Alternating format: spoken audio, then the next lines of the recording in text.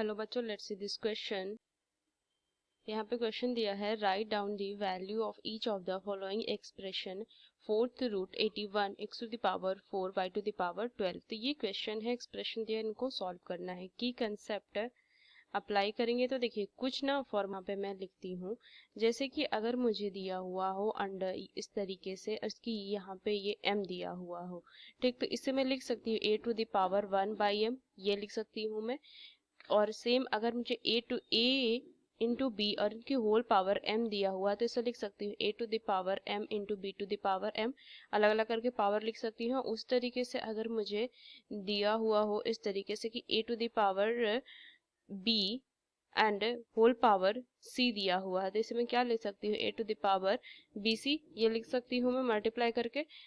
बस इस क्वेश्चन को चलिए सॉल्व करते हैं। सबसे पहले अगर मैं देखूं तो ये दिया हुआ है fourth root 81 x to the power 4 y to the power 12, ये दिया हुआ है।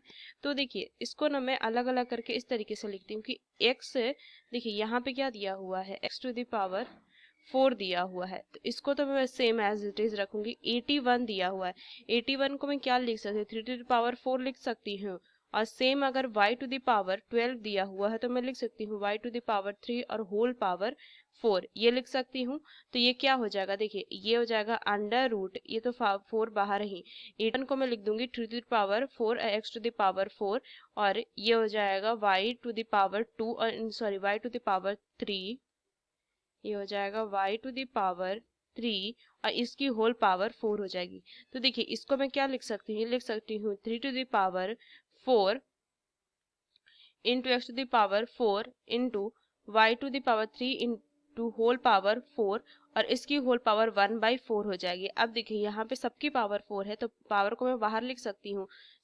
3 into x into y to the power 3 और इसकी पावर 4 इंटू 1/4, 4 से 4 कट जाएगा, क्या आ जाएगी value 3x y to the power 3। ये ना फाइनल आंसर आ जाएगा और ये मुझे फाइंड करना था। So using these key concepts, we solved this question. Hope you understood it well. Best of luck. Thank you.